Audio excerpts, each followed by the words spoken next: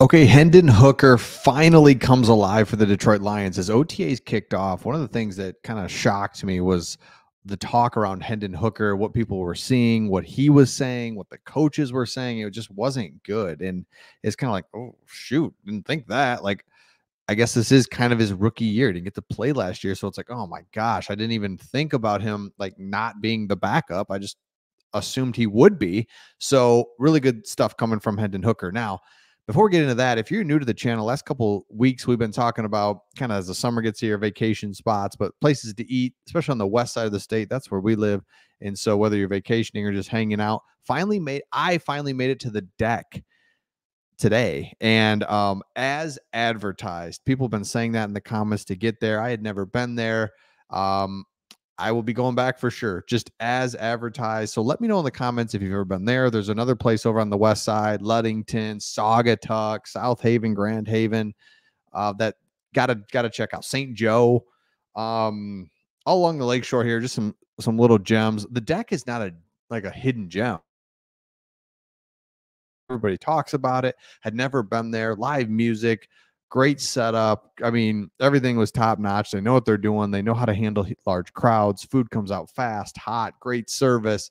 Everything was outstanding. So, hey, just saying, the deck, we could do like a live show there, like in the fall, like in the end of summer, at the fall. I don't know if they're open like at the first couple of games of the season, but that'd be crazy. Just saying. Okay, Hendon Hooker. Here's what Tim Twentyman had to say as he had some observations. So again, before we get into that, just really what was said about him.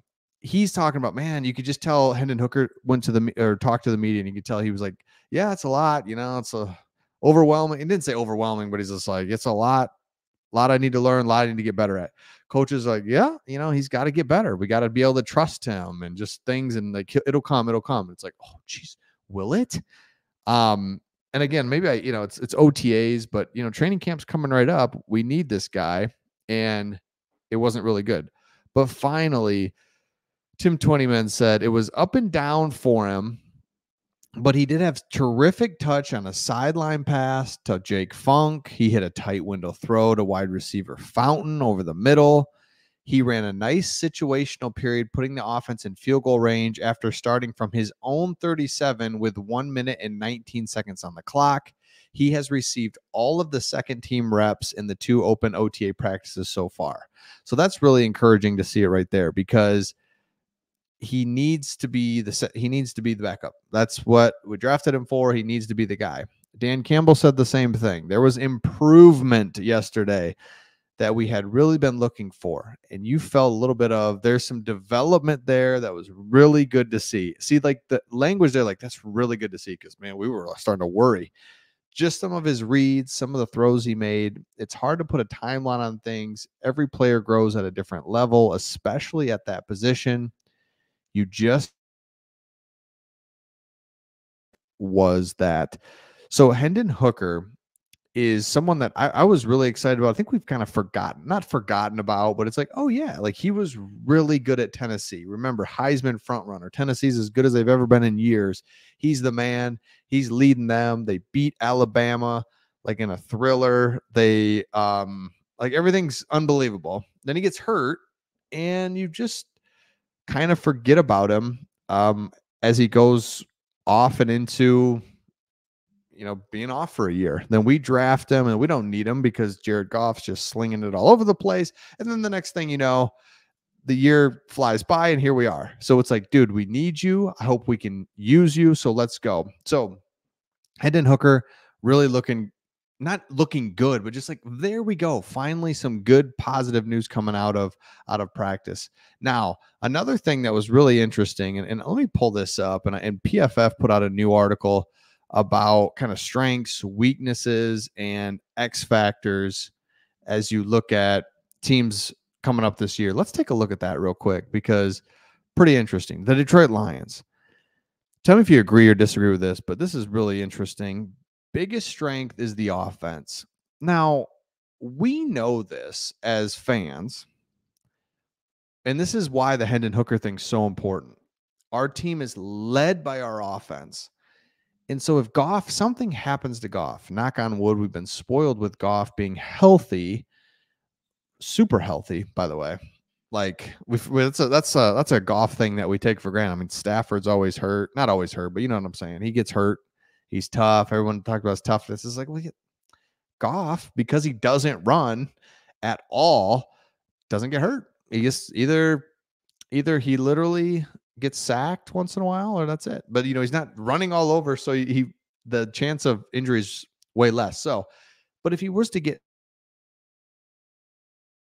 3 weeks, 4 weeks, could Hendon Hooker come in and really run this offense? Because if you look at it and what PFF has to say, Amon-Ra St. Brown, Sam Laporta, the best receivers in the last season, and St. Brown's 91.3 receiving grade trailed only Tyreek Hill and Brandon Ayuk.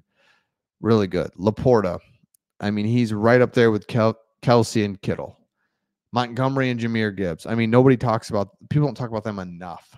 That is the best running back duo in the NFL. Penei Sewell leading the offensive line. Oh, yeah, by the way, we have a top 3 offensive line. So, offense, let's go. Biggest weakness, again, we know this, but it's corner. It's got to be there this year. Last year, with having Cam Sutton and Vildor, man, it was just painful. Obviously, we've made changes. Let's see what corner does. Biggest X factor, Jameson Williams, 100% on this one. I agree 100% on this. That's why I want to pull this up. Jameson Williams, if he's the man we think he's going to be, then this offense is just like Josh Reynolds. See ya. We won't miss you. Won't miss a beat. And Jameson Williams, who just came on at the end of the year, is so dynamic. I mean, he caught a long touchdown against the Buccaneers, long touchdown against the Chicago Bears. He two touchdowns in the NFC Championship game. What else? I mean, he's there. He's doing it. Let's just continue it. And then rookies to watch are the corners. Like that is what we just talked about. Our weakness. We identified it. We nail it. Let's go. That's what I love about the Brad Holmes regime is like he targets the weaknesses and things that he does just make sense. I love it. So Terrion Arnold, Enos Rakestraw, let's go. And then the over under 10.5. Well, let's see. The Lions came so close to reaching the franchise first Super Bowl ever last season. This year, they're making a real run for it. As this, on paper, this might be the best team in Super Bowl era, 100%. The rise of Jordan Love, the youth movement of the Vikings. The NFC is going to be much tougher in 23. I don't think it's going to be tough yet. Okay, the NFC North, by the way. I think the Vikings and the Bears are just not there yet. Rookie quarterbacks. It's going to be really tough with a rookie quarterback. However, the Lions appear to have the firepower to hold them off as they search for back-to-back division titles for the first time in franchise history. That's crazy. And you look at this lineup, and you look at some of the guys like DJ Reader, that's like, oh yeah, Carlton Davis, offensive line set. You take the over. You take 11 wins, and I love it. Love everything about it. Okay, let me know your thoughts in the comments. Hendon Hooker looking better, and we'll see all of you on the next one.